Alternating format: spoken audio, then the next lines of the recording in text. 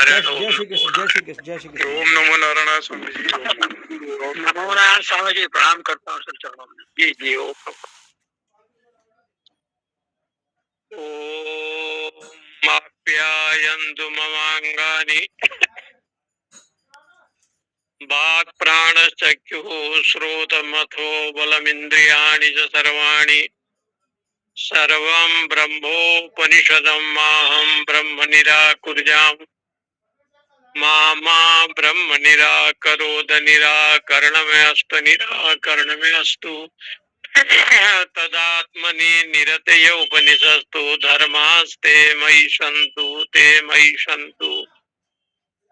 ओम शांति शांति शांति। शंकरं शंकराचार्यं केशवं बादरायणं सूत्रभाष्यकृतो वन्दे भगवन्तो पुनः पुनः। ईश्वरो गुरुरात्मेति मूर्तिभेद विभागिने व्योमवद्व्याप्तदेहाय दक्षिणामूर्तये नमः। ओम शांति शांति शांति। श्री राम जय राम जय जय राम। श्री राम जय राम जय जय राम। श्री राम जय राम जय जय राम। श्री राम जय राम जय जय राम। श्री राम जय राम जय जय राम। 220 का टेप है फोटो। श्री राम जय राम जय राम। श्री राम जय राम जय जय राम। 444 माइनस करना उसमें से। श्री राम जय राम जय जय राम। दो बार कॉल करिए। 211-220। श्री राम जय राम जय जय राम। श्री राम जय राम जय जय राम। न्यग्रोध फलमत हरेतीदं भगवती भिन्नति भिन्नं भगवती किमत्र पश्यसि इति अपव्यम् इव इमाम् आन भगवः इति आसामेकां भिन्दिति भिन्ना भगव इति किमत्र पश्यसीति न किंचन भगव इति। छांदोग्य उपनिषद में श्वेत केतु और आरुणी उद्दालक का कथा इस छठवां अध्याय में सब लोग जानते हैं। बड़ा प्रसिद्धि है कि पिता आरुणी है, उद्दालक जी हैं, और पुत्र श्वेत केतु। जब भगवान को दिव्य ज्ञान देना होता है, दिव्य उपदेश देना होता है, अथवा सत्कर्म में लगाना होता है, तो ईश्वर कोई न कोई निमित्त बनाता है। और वो निमित्त जो है उसको आत्मा अभिमुखी माने भगवत उन्मुखी कर देता है। कोई एक निमित्त बन जाता है। जिस राम जी ने रावण को मारने के लिए अवतार लिया, और उसका निमित्त जो है ना मारीच बन गया। मारीच सोने के मृग बन करके चला और भगवान ने उसको 100 योजन तक पार भेजा था, समुद्र के तट तक। लेकिन वही मारीच यहाँ माया मृग सोना बन करके गया, तो महापुरुषों ने कहा कि भगवान ने स्वयं कहा, मोही कपट छल छिद्र भावा, निर्मल मन जन सो मोही पावा। निर्मल जिसका मन है उसको मैं बहुत सम्मान आदर के साथ ग्रहण करता हूँ। जिसका अंतःकरण शुद्ध हो गया है, कपट छल छिद्र हो तो वो मुझे अच्छा नहीं लगता, उसको मैं ग्रहण नहीं करता। यहाँ कपट मृग बन के मारीच आया है, तो एक निमित्त देखिए, अर्जुन को एक निमित्त मिल गया कि इतना दिन तक उसको विषाद नहीं हुआ, लेकिन युद्ध क्षेत्र में विषाद का उत्पन्न होना, इसलिए कहते हैं कि भगवान जिसको सत्कर्म कराते हैं कोई न निमित्त बनाते हैं। विभीषण के बात को रावण रोज मानता था, लेकिन जब उनको शरणागति का समय आया और उस समय रावण ने तिरस्कार करते हुए लंका से उनको बाहर निकाला, तो श्री राम जी के शरण में आए। तो कभी कभी ऐसे भी शास्त्रों में बताया है कि जब परमात्मा कृपा करते हैं उसको दुख देते हैं। यस्तु मां भजते नित्यम तस्य वित्तम हराम्यहम। जब मेरा कोई भजन करता है, मेरा भक्त है, उसके धन को अपहरण करता हूँ। उसका धन क्या है? एक महात्मा जी ने बहुत सुंदर बात कही। दुशासन जब द्रौपदी जी का वस्त्र को खींच रहा था और खींचते खींचते भगवान वस्त्रावतार के रूप में आए और खींचते खींचते दुशासन का दोनों हाथ जब थक गया, तो पीछे से शकुनी ने कहा कि देखो ये जितना वस्त्र आ रहा है ना, द्रौपदी के पास ये इतना वस्त्र नहीं है। ये वस्त्र के रूप में ये वासुदेव है। ये जो वासुदेव है, ये जो कृष्ण है, ये कृपा कर रहा है, सहायता कर रहा है। और जब उसने देखा कि राजसूय यज्ञ में शिशुपाल ने नहीं माना, तो सुदर्शन चक्र चला दिया। यदि क्रोध हो करके कृष्ण सुदर्शन यदि भेज दे तो दुशासन तुम्हारा मृत्यु हो जाएगा। इसलिए काम करो कि सीधे अची करके गिर जाओ, क्योंकि दुशासन थक गया था। महात्मा का अभिप्राय बड़ा अच्छा लगा कि जो भगवत शरणागति में जावे या सत्संग में जावे, अध्यात्म मार्ग में जावे, तो स्वयं परमेश्वर ही उसकी परीक्षा लेता है। यस्तु मां भजते नित्यम वित्तम तस्य।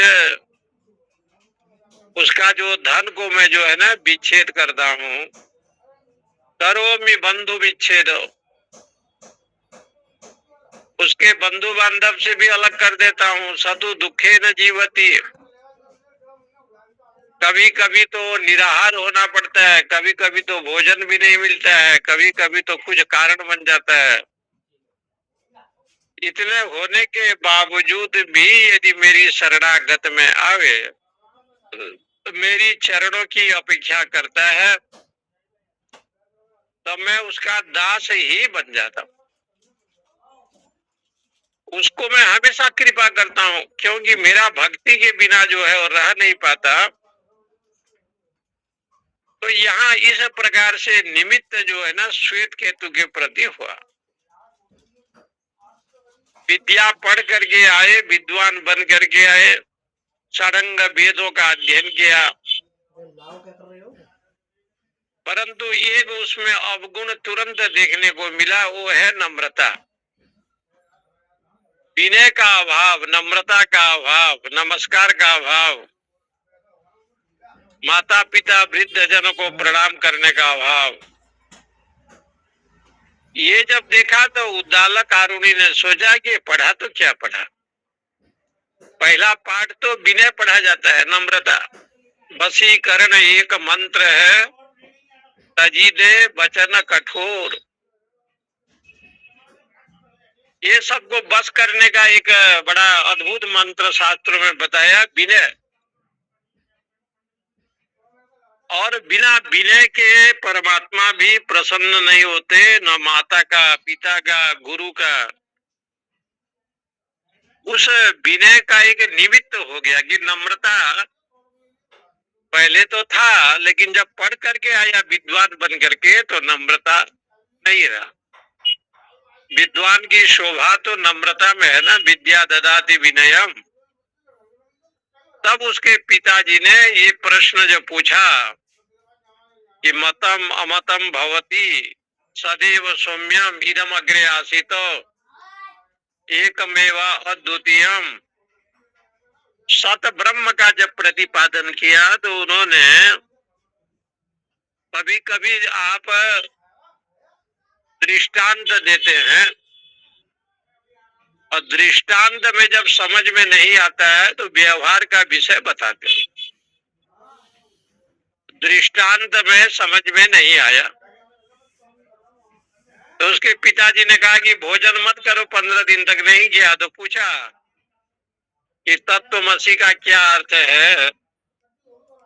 तो श्वेत केतु ने कहा कि मुझे तो कुछ ज्ञान नहीं है, आप क्या पूछ रहे हैं, क्योंकि बिना अन्न के सारा चीज, सारा विषय मैं भूल गया।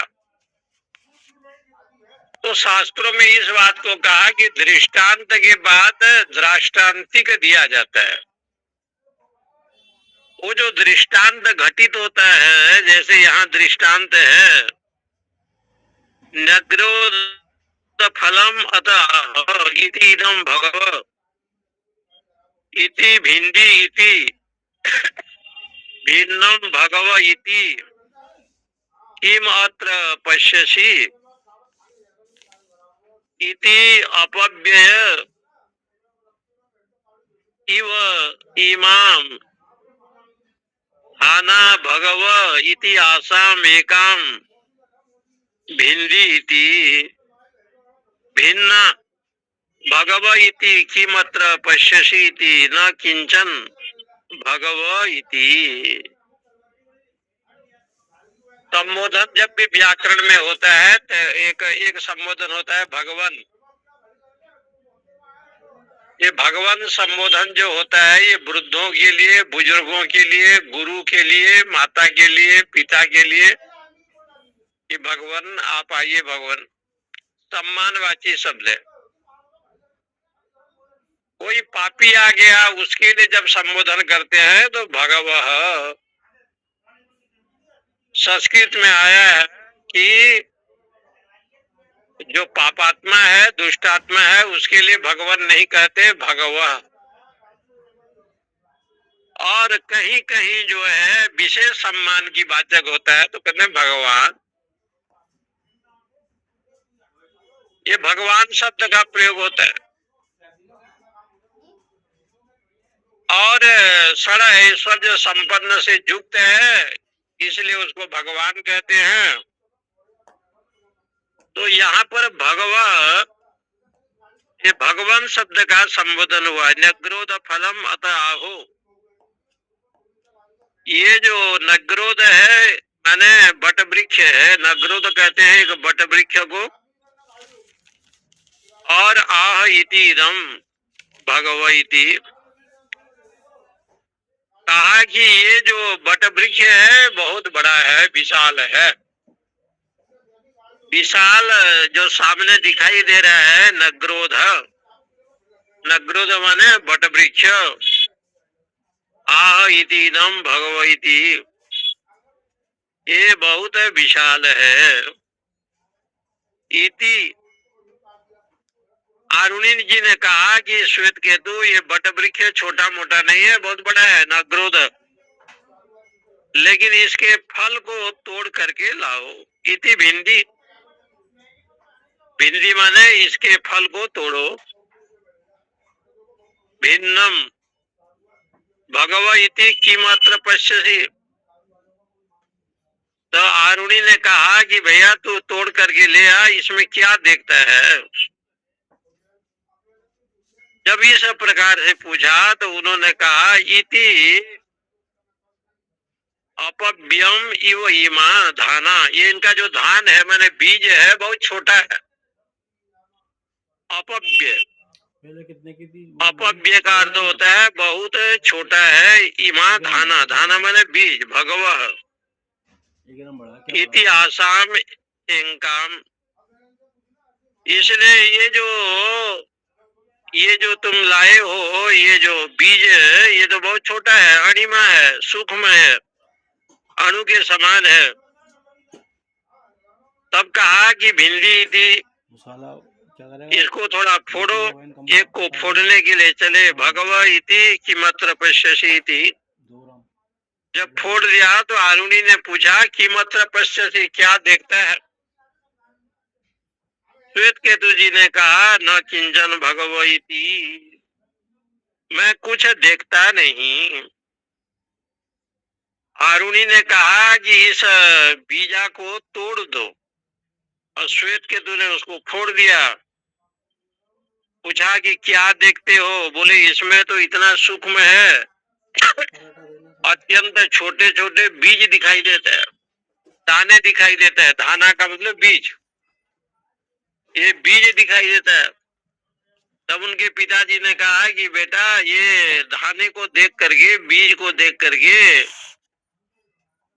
एक दाने को फिर फोड़, तो एक बीजा को फिर फोड़ा। फिर पूछा कि इसको फोड़ दिया, बोले इसको तो मैंने फोड़ा। ऊपर रख दो बोलना आपके। तो कहा कि ये फूटे हुए दाने में तुझे क्या दिखता है। तो उन्होंने कहा ऊपर रख दे, न किंचन पश्यामि भगवो इति, ये तो रख दे कछुआ। इसमें कुछ दिखाई नहीं पड़ता। केला भैया तद होवाच यं वै सौम्य एतद् मणिमानं न निभालयसे, एतस्य वै सौम्य एषु अणिं न एवं महान् क्रोधम् अस्ति प्रति श्रद्धत्व सौम्य इति। आरुणि ने कहा कि देखो इस बीज के अंदर तुम्हें कुछ दिखाई नहीं देता, बीज बहुत छोटा है। सौम्य एतम अणिमानम, अणिमानम माने बहुत छोटा है, अणिमा है। लेकिन न निभालय से, तुम इसको जानते नहीं। क्या नहीं जानते, ऐसो अणि, ये जो इतना छोटा जो बीज है, महानक्रोध तिष्ठति, ये जो विशाल वटवृक्ष दिखाई दे रहा है ना, ये इस लघु माने अत्यंत सूक्ष्म बीज के अंदर इतना विशाल वटवृक्ष है। वृंदावन के पूज्यपाद उड़िया बाबा जी जिस समय वृंदावन में थे, तो बाबा जी का तो प्रसिद्धि था ही कि बड़े सिद्ध महात्मा हैं। उस समय कोई उनके कोई भक्त होगा या किसी का होगा, विदेशी लोग आए, सिद्धों के दर्शन करने के लिए आए। तो मोती झील वृंदावन में जहाँ स्वामी अखंडानंद का आश्रम है, उसके सामने बाबा उड़िया बाबा जी, उनके यहाँ अखंड हरि कीर्तन होता था, सत्संग होता था। उनके दर्शन करने के लिए पहुंचे, महाराज जी को प्रणाम किया और बोले कि महाराज जी आप बड़े सिद्ध महापुरुष हैं, सिद्धि का पहचान क्या है, लक्षण क्या है, किसको सिद्ध कहते हैं, ये थोड़ा आप बतावें। स्वामी जी ने कहा कि देखो, तुम यहाँ जापान से आए हो और भारत में आए हो, अन्य अन्य देश में तुम जा रहे हो, तुम पहले किस रूप में थे? तो महाराज ने समझाया, तुम पहले जल में थे, जल जल, एक जल का बूंद और पानी का बूंद था, और माता पिता के संबंध से तेरा ये 3.5 हाथ शरीर बन गया, और आज तुम अमेरिका, जापान, भारत ये सब घूम रहे हो। इससे बड़ा सिद्ध वस्तु संसार में और क्या हो सकता है? जिस जगन नियंता भगवान ने संकल्प किया, उस संकल्प से तेज का जन्म हुआ, अन्न का जन्म हुआ, जल का जन्म हुआ, और परमेश्वर के शुद्ध संकल्प से एक बूंद जल से ये देह तुम्हें मिला, और इतना 3.5 हाथ स्थूल शरीर लेकर के सारे संसार में परिभ्रमण कर रहे हो। इससे बड़ा सिद्ध या इससे बड़ा सिद्धि और क्या हो सकता है? संसार में कोई सिद्ध है तो एकमात्र भगवान है, उनसे बड़ा सिद्ध कोई नहीं है संसार में। और वो जगत श्रेष्ठ है, सबसे बड़ी सिद्धि यही है। नदी में मीठा पानी है, समुद्र में खारा पानी है। देखो, बंबई के समुद्र में खारा पानी हो गया तो बंबई के अंदर मीठा पानी हो गया। और भगवान का संकल्प इतना सत्य संकल्प है कि 6 ऋतु भी समय समय पर आएंगे। बाबा जी ने उस समय वृंदावन धाम में कहते हैं, बड़े बड़े सिद्ध महात्मा थे, उसमें एक शरणानंद महाराज नाम के एक बड़े महात्मा थे। गुरु शरणानंद तो वृंदावन के हैं, रमण रेती के फिलहाल, लेकिन एक शरणानंद नाम के बड़े अद्भुत सिद्ध महात्मा थे। सुनते हैं कि उनका नेत्र नहीं था, लेकिन फिर भी वो दिव्य दृष्टि वाले थे। उसमें एक बाबा जी वहां रहते थे, निधि बन के अगल बगल झोपड़ी बना करके रहते थे, और उनके कुटिया के चारों तरफ लोग जो है ना गोईठा बनाते थे गोबर का। जो घर में भोजन बनाते हैं, गौ भैंस बहुत थे, तो ब्रज के लोग तो यही करते ही हैं, गोईठा बनाते हैं, उसमें चावल दाल साग सब्जी सब बनाते हैं। इसलिए वो बाबा जी का नाम पड़ गया था। माने उनके कमरे के चारों तरफ, कुटिया के चारों तरफ केवल गोबर के गोईठा ही लोग बना करके रहते थे। तो स्वामी जी बड़े सिद्ध महात्मा थे, ऐसे कहते हैं। और बाबा जी, उड़िया बाबा जी, जब उनका आश्रम का उद्घाटन करना था तो किसी को नहीं बुलाया उन्होंने। वो जो गोईठा के जहाँ उनके कुटिया था, वो बाबा जी उन्हीं को ही स्वामी जी ने बुलाया दीप प्रज्वलन करने के लिए, क्योंकि सिद्ध कोटि के त्याग वैराग्य के जो धनी महापुरुष होते हैं, सबसे बड़ा धन तो वही माना जाता है। सबसे बड़ा धन शास्त्रों में यही कहा जाता है। इसलिए ऐसे ऐसे दिव्यात्मा जो महापुरुष हुए हैं, यहाँ पिताजी कह रहे हैं कि एक बट वृक्ष का फल ले आओ, फल को तोड़ने के लिए कहते हैं। फल को तोड़ा, एक छोटा सा बीज निकला, तम होवाच यम्बे सौम्य इति अणिमानम निभालय से। निभालय से माने श्रद्धा करो, विश्वास करो। ये छोटे से बट वृक्ष, ये जो विशाल बट वृक्ष है, अणिम्न एव महानग्रोधम, ये जो बहुत बड़ा बट वृक्ष है, ये बट वृक्ष देखने में तो बड़ा है, लेकिन इतना बड़ा ये बट वृक्ष कहाँ था? तो कहा ये बट वृक्ष ये छोटे बीज में ही, कि जिसका मोटी मोटी ये शाखा है, स्कंद है, फल है, स्थूल शाखा, स्कंद, फल, ये जितने हैं ये सब कहाँ थे? इसलिए वास्तविक में ये नाम रूपादि पहले नहीं था, ये तो बट वृक्ष मंजी था, बट के मंजी। इस मंजी में जो है ना इतना विशाल बट वृक्ष समाया हुआ। सुन 600 ब्रेड थी, सत्याम गुह्यतराम, इसलिए अत्यंत गोपनीय है कि देखने में तो छोटे से बट बीज है और ये सब समाया हुआ है। इसका मतलब ये है कि जो संसार है, संसार विशाल संसार है, और भगवान ने गीता जी में स्पष्ट किया कि ये संसार दिखाई नहीं देता, न रूपमस्य ततोपलभ्यते, इसका कोई रूप दिखाई नहीं देता, हरा काला नीला पीला, न च आदि न अंतः च प्रविष्टा, कब हुआ, कैसे हुआ, बीच में कहाँ था, कहाँ से आया,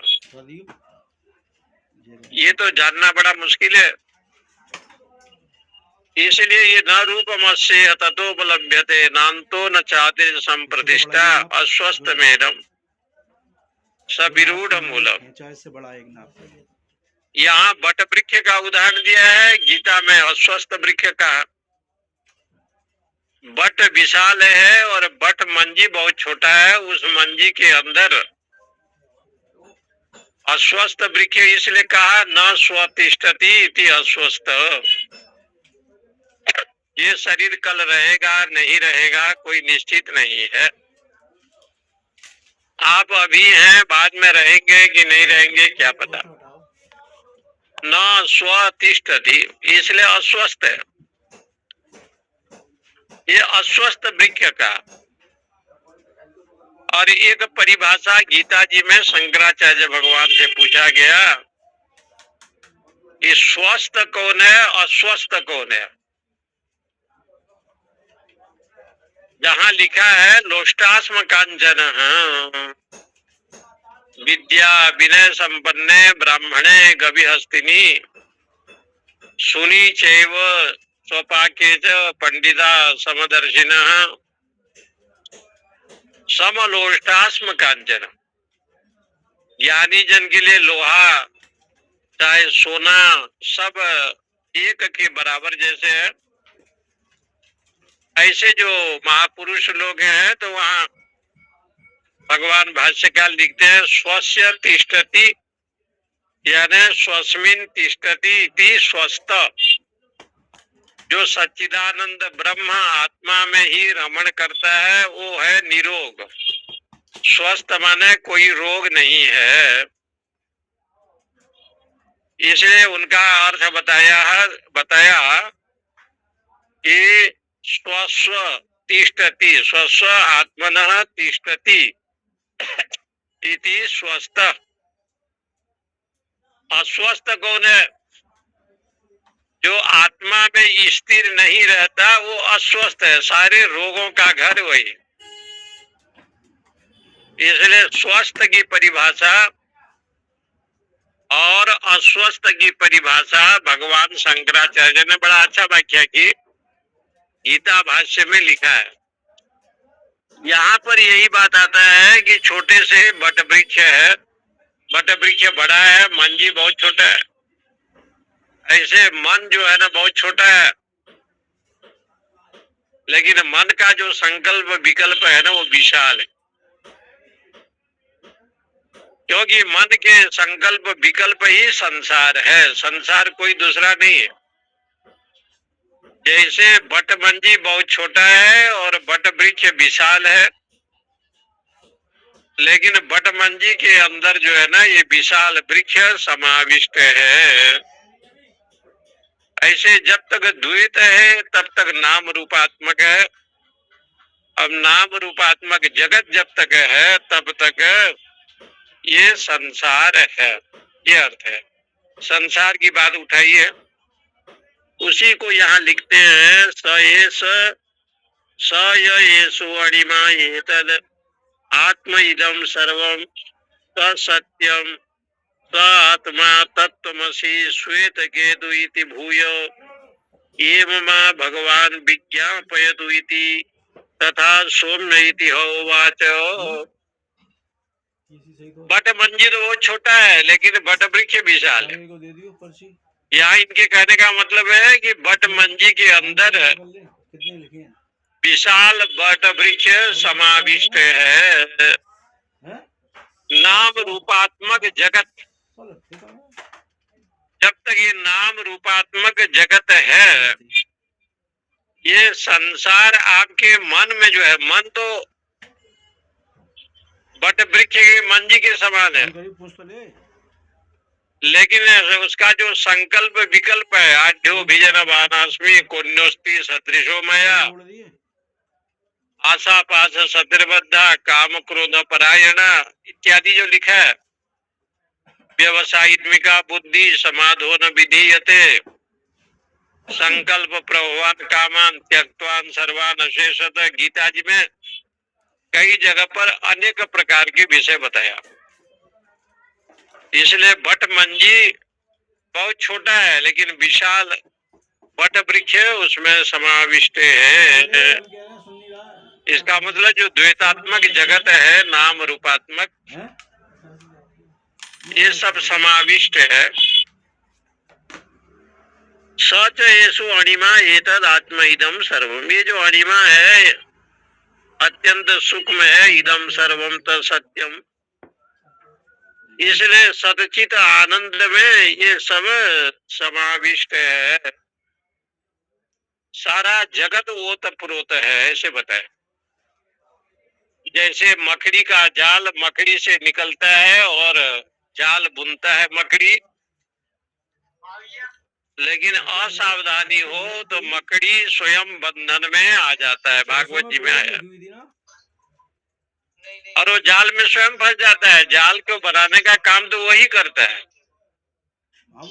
ऐसे शास्त्र कहते हैं घर परिवार है, बंधु बांधव है, विशाल लोग हैं, सारा घर द्वार के लोग हैं, घर के मालिक, स्वयं इतना बड़ा परिवार को बनाया, लेकिन कभी कभी असावधानी हो, भगवत भक्ति से रहित हो तो स्वयं जो है ना उस जाल में चला जाता है। माया जाल है, मोह जाल है। जाल को कई बात बताया है, माया जाल, मोह जाल, और उसमें आशा रूपी जाल, कई ऐसे चीज हैं। तो उस मकड़ी की तरह हम लोग उसी चक्कर में चले जाते हैं, क्योंकि मकड़ी ने ही जाल बनाया और मकड़ी उसमें असावधानी हो तो अंदर चला जाता है और मर भी जाता है। अवधूत महाराज ने देखा कि मकड़ी को भी गुरु बनाओ भाई, उसने ये सबको गुरु बनाया। और कई मधुमक्खी को भी गुरु बनाया। मधु का संचय ये लोग करते हैं, लेकिन मधु को खा नहीं पाते, मधु को चुराने वाला, लेने वाला कोई दूसरा है, लेकिन मधुमक्खियां मधु का संचय करते। अवधूत जी ने देखा कि इनके भी गुण को ग्रहण करना चाहिए, सद्गुण को। ऐसे प्राणी 100 साल के आयु में धन संपदा से लेकर सब इकट्ठा करता है, स्वयं तो खा नहीं पाता है, स्वयं चला जाता है। विषय भोग की कामना करता है, विषय भोग नहीं कर पाता है, स्वयं चला जाता है। इसलिए भागवत जी में 24 गुरु का वर्णन है ना, बड़े ध्यान पूर्वक उसको यदि सुने तो सब शरीर में घटता है। बड़ा अद्भुत अवधूत जी का जो सद्गुण ग्रहण करते हैं। गुरु का मतलब सद्गुण ग्रहण करना। जो गुरु ज्ञान है उसको ग्रहण करना चाहिए, ऐसे शास्त्रों में बताया। इसलिए यहाँ पर उन्होंने भागवत जी में यहाँ तक लिखा कि 24 गुरु मैंने तो बनाया, 25वां गुरु भी बनाने के लिए चले। तो वहां पूछा गया कि आप 25वां गुरु किसको बनाए हैं? तो उन्होंने कहा कि शरीर को बनाया। अयम शरीरम विवेक वैराग्य हेतु। विवेक और वैराग्य को जन्म देने का काम जो है ना शरीर करता है, शरीर करता है। इसलिए शरीर जब जवानी में हो तो विवेक वैराग्य को जन्म देना चाहिए, और वृद्धावस्था में तो विवेक वैराग्य नहीं हो पाता। इसलिए जिस समय इंद्रियां सबल हैं उस समय विवेक वैराग्य को जन्म देना चाहिए। तो बात ये चल रहा था, स येषु अणिमा एतद आत्म इदम सर्वम। ये जितने भी संसार है सब सत्य है। स आत्मा तत्वमसि श्वेत केतु। इसलिए श्वेत केतु वही तू है। और एक बट वृक्ष है, विशाल है, मंजी को यहाँ दिखाया। बहुत अणिमा है मंजी, अत्यंत सूक्ष्म है, और सूक्ष्म मंजी से ये विशाल बट वृक्ष बना है। ऐसे ये नाम रूपात्मक जो द्वैत है, इसको बनाने का काम केवल मन ही करता है। मन अत्यंत छोटा है, लेकिन उनका संकल्प विकल्प जो है ना बहुत बड़ा है। व्यक्ति का जो संकल्प और विकल्प होता है वो बहुत विशाल होता है। इसलिए कहते हैं ये मंजी इस प्रकार से चैतन्य को भी आप ले सकते हैं।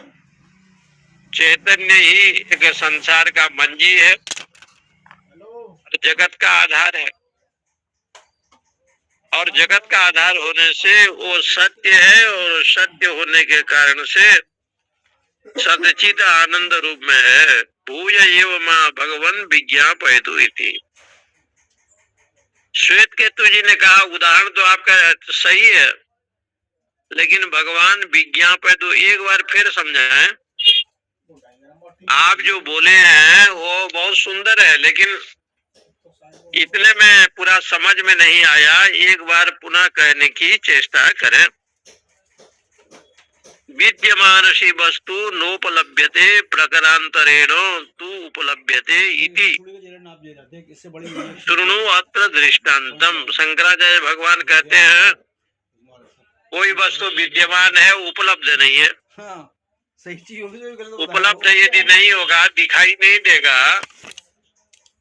विद्यमान वस्तु है, घड़ा सामने है, पट सामने है, रस्सी सामने है, विद्यमान तो है, लेकिन दिखाई नहीं देता है वस्तु, उसकी उपलब्धि नहीं हुई।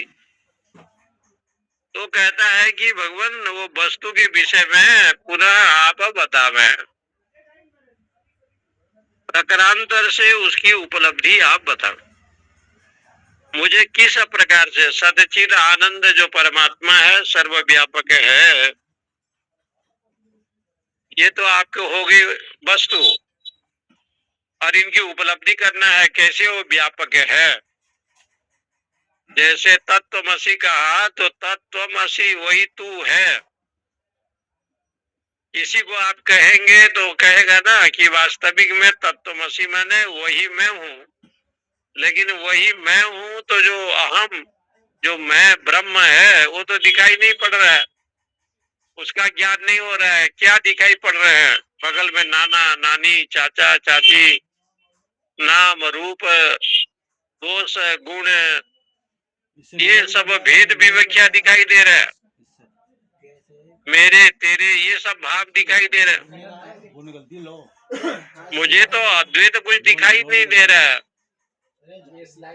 तो कहा अद्वैत को देखने के लिए वस्तु तो सामने है, सच्चिद आनंद स्वरूप ब्रह्म सामने है। जैसे वायु सामने है, लेकिन वो दिखाई नहीं पड़ रहा है। क्योंकि वायु स्पर्श के माध्यम से ज्ञान होता है कि वायु है, लेकिन वायु का जैसे रूप नहीं है, रूप रहितत्व सती स्पर्शवान वायु, वायु का लक्षण है, रूप से रहित है और स्पर्श गुण से युक्त है, उसको वायु कहते हैं। समय के हिसाब से इसलिए रूप रहितत्व सती स्पर्शवान वायु, ये वायु का लक्षण बताया। रूप से रहित है और स्पर्शवान है, इसलिए इसको वायु कहते हैं। बाती गच्छति इति वायु, जो चलता रहता है उसका नाम है वायु। तो इसी प्रकार से वो कहा यदि च यम अर्थ प्रत्यक्ष कर्तुम इच्छति, इस आत्मा को तो नहीं जान पाया, दूसरे प्रकार से हम बताना चाहेंगे, तो उसके विषय में सुनो। लवणम एतद उदके अवधारय अथमा प्रातः उपशिद यथा इति सह तथा चकारो तम होवाचो यद दोषा लवणम उदके अबाधा तद आहति तद वाचम वृष्यो न त्रिवेद विवेद लवणम एतद उदके अवधारयो अथमा प्रातम आसीद यथा इति सह तथा चकारम तदह उवाच यद दोषा लवणम उदके अबाधा अंगम तद आहरति तद अवमृश्य न विवेद। पिताजी ने कहा लवणम में तो एक लवण लाओ, नमक, और नमक की डली लाओ, गोल मटल वाला नमक जो होता है उसको आप लाओ। कहा उदके जग में जल में उसको डालिए, जल में डाला उसने, तो कहा अथमा प्रातः उपसिद था, जब सुबह उठ करके आओगे तो ये लोटा में जो जल है और जिसमें तुम उदक दिए हो, ऐसे जो लोटा है और उसमें जो आपने लवण को डाला है ले करके आना। इति सततया चकारो, तो इस प्रकार से श्वेत केतु जी को आदेश दिया। तम होवाच, तब श्वेत केतु ने वैसे ही किया जैसे पिता जी ने बताया था कि एक लोटा जल लाओ, लवण की डली लाओ, लवण उसमें डालो और सुबह मेरे पास लाना। तो कहते हैं यद दोषा लवणम उदके। तो आरुणि जी ने कहा बस एक रात उसको रख करके ले आना, और नमक के साथ जो जल में डाला था उसको ले आया। उदके अबाधा अंगम तदाहरति तद अमृष्य न विवेद। तो कहा कि उसको ढूंढो। जब वो ढूंढने लगा तो वो नमक उसको नहीं मिला, नमक को देखा नहीं, पाया नहीं। पिंड रूपम लवणम एतद, शंकराचार्य भगवान कहते हैं पिंड रूप माने गोल मटोल। एक लवण की डली लाया नमक का और घड़े में डाल करके श्वेत केतु को कहा उसके पिताजी ने कि इसको जो है घड़े में दो। और आरुणि ने कहा कि भाई बेटा उसको जो है ले जाओ, कल सुबह लाना। कर तुम इच्छा तथा चकारो। और जाकर के आरुणि ने उसी प्रकार से उसका पुत्र श्वेत केतु वहां लाए। कहा कि न विवेद न विज्ञातवान, बोले कि यहाँ नमक कहाँ है? जल में जो डली डाला गया है जो पिंड, उसने कहा कि जल में तो मिल गया है, जल में लीन हो गया है। यथा विलीनम एव अंगस्य अंतराचाम इति कथम इति लवणम इति मध्याद आचाम इति कथम इति लवणम इति अंताद आचाम इति कथम इति लवणम इति अभिप्राप्स्येतत् मो मा उपसित यथा इति ततः तथा चकार तत् शश्वत संवर्तते तद ही एव अत्र अत्र भाव किल सत सौम्य न निभालयसे अत्रैव किल इति। तो कहते यथा विलीनम एव अंगस्य अंतात् आचाम इति कथम। आरुणि ने कहा कि नमक लाए हो तो नमक, ये जल में नमक तो दिखाई नहीं पड़ता, नेत्र से दिखाई तो पड़ता नहीं है। तो कहा ये काम करो, आचमन करो। तो जल के ऊपर से आचमन किया। श्वेत केतु ने कहा कि आचमन करो। आचमन जब किया तो कथम इति लवणम। तो कहा आचमन करने पर आरुणि ने पूछा कि वो लवण कैसा है। श्वेत केतु ने कहा अत्यंत आचम इति कथम इति लवणम इति अभिप्राप्स्य ये तद। बोले पिताजी नमकीन है, नमक वाला है। तब उसके पिताजी ने कहा मो माँ उपसित, बीच में ही आचमन करो। तो बीच में आचमन किया। पूछा कि ये लवण कैसे है, बोले नमकीन है। श्वेत केतु जी ने कहा ये नमकीन है। फिर कहा कि नीचे की ओर आचमन करो। तो होवाच अत्र भाव किल सत सौम्य। इसलिए जब नीचे की ओर आचमन किया तब उसने कहा वहां पर भी नमकीन है। इस बात का ज्ञान जो है ना श्वेत केतु को हुआ।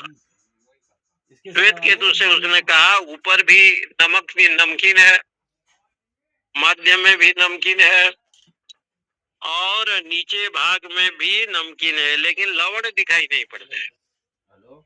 जो लवण है तद शाश्वत संवर्धते तदह उवाच अत्र भाव किलो सत सौम्य न निभालयसे। जैसे वो जल पात्र में नमक तुमने दिया, लेकिन नमक दिखाई नहीं पड़ रहा है, लेकिन है जल नमक। जब आपने आचमन किया तो नमक जो है ना ऊपर भी, मध्य में भी और नीचे की भाग में भी नमकीन का ज्ञान हुआ। इसी प्रकार से न निभालयस अत्रैव किल इति। इस प्रकार से अखंड सच्चिदानंद जो सत्य है वो सर्वव्यापक है। ऊपर भी वही है, मध्य में भी वही है, बीच में भी वही है, आदि में भी वही है, मध्य में भी वही है और अंत में भी वही है। सृष्टि के सर्जना काल में भी वही सत्य था, सृष्टि के पालन काल में भी वही, और संहार काल में भी वही है। वो सत को छोड़ करके वो दूसरा कुछ है नहीं। परंतु जैसे लवण जल में विलीन हो गया तो आपको आंख से दिखाई नहीं पड़ रहा है, न वेत्थ तथापि तच्चक्षुषा। लेकिन उसको जब तुमने स्पर्श किया जीवा से तब पता चला कि इस लोटा में पूरा लवण ही लवण है, उसे छोड़ करके दूसरा कोई नहीं है। जल के अंत में भी वही है। और इतरम आह लवणम उतइति। और लवण तुम्हें दिखाई दिया तो उसका स्वाद क्या है?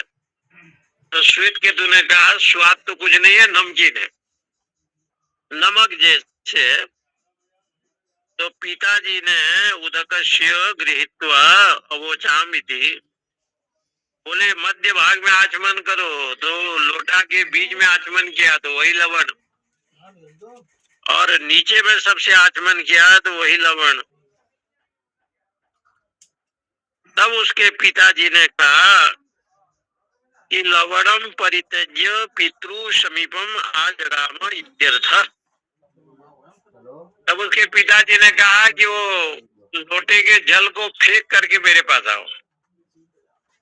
तो लोटा के जल को फेंक करके श्वेत केतु पिताजी के पास जब आया तो उसने कहा, जिस ब्रह्म का चिंतन हम कर रहे हैं, सदैव सौम्यम इदम अग्रे आसित, जिस ब्रह्म की चर्चा वेदांत में की गई, न चक्षुषा, आंख से वो दिखाई नहीं देता।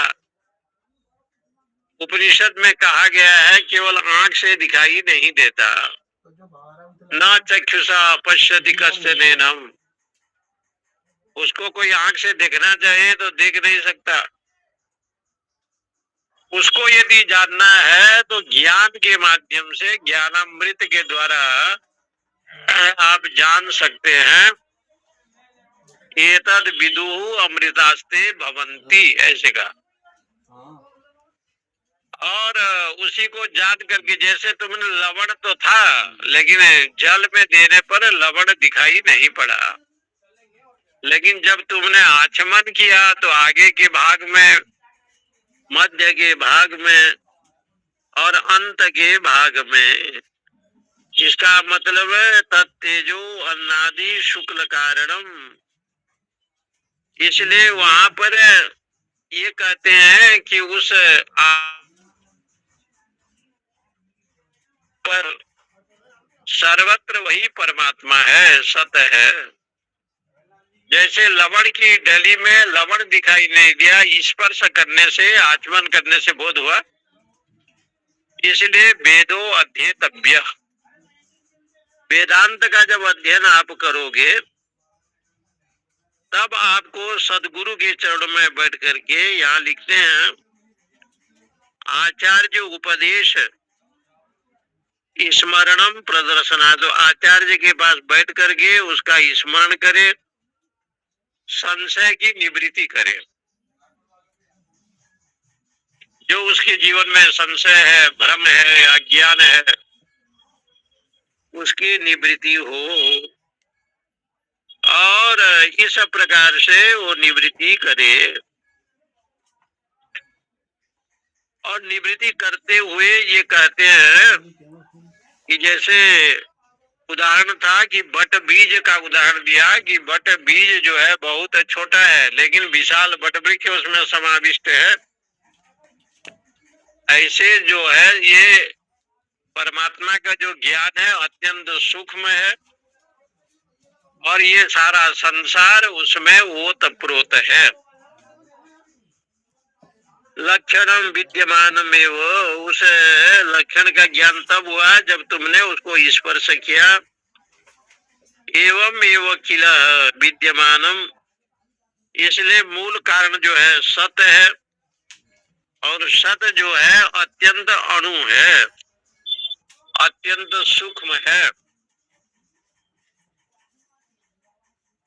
और जानने के लिए जैसे लवण का स्पर्श आपने किया, आचमन किया, तो बार बार सत्संग, श्रवण, मनन, निधिध्यासन, ये नित्य निरंतर जब साधक करता है तो आत्मा बारे द्रष्टव्य, श्रोतव्य, मंतव्य, निधिध्यासितव्य। स येषु अणिमा एतद् आत्म इदं सर्वं तत् सत्यम स आत्मा तत्त्वमसि श्वेत केतु इति भूय एव मां भगवान विज्ञापयतु इति तथा सौम्य इति होवाचो। तो कहा जो अणु से अणु है और वही जो अत्यंत सूक्ष्म है, ये तद आत्मा इदम, सब कुछ आत्मा है। तद सत्यम, वही आत्मा ही सत्य है, आत्मा ही सत्य। और इसलिए आत्मा सत्य होने से तत्त्वमसि श्वेत केतु, हे श्वेत केतु वही तू है, तो देह नहीं है। इनके कहने का मतलब यही है। तो पंचभूत नहीं है, देह नहीं है, अपने को दुखी रोगी उपाधि वाला जो समझता है वो नहीं है, निरुपाधिक चैतन्य है। तो उन्होंने श्वेत केतु जी ने कहा, उदाहरण के द्वारा तो समझ में आया, लेकिन भूय एव मां भगवन् विज्ञापयतु इति, श्वेत केतु जी ने कहा कि हे भगवान, हे पिताजी, विज्ञापयतु इति, हमको पुनः समझाने की चेष्टा करें। एक बार नहीं, दो बार नहीं, तीन बार नहीं, चौथा ये पांचवा बार हो गया। पुनः एक बार बोले तो पिता तो कृपामय होता है, दयालु होते हैं। पुत्र की जिज्ञासु को देख करके आरुणी जी ने ये उदाहरण से समझाया। लवण के उदाहरण दिया, बटमंजी का उदाहरण दिया, बट वृक्ष का उदाहरण दिया।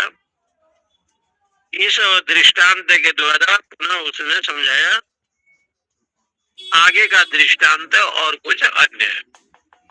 क्योंकि पुत्र की जिज्ञासु है, जिज्ञासु होने के कारण से पिताजी ने उसको वेदांत का सदैव सौम्यम इदम अग्रे आसित एकमेवा द्वितीयम इस विषय में और भी दृष्टांत देकर के समझाया है। ओम पूर्णमदः पूर्णमिदं पूर्णात् पूर्णमुदच्यते पूर्णस्य पूर्णमादाय पूर्णमेवावशिष्यते। ओम शांति शांति शांति।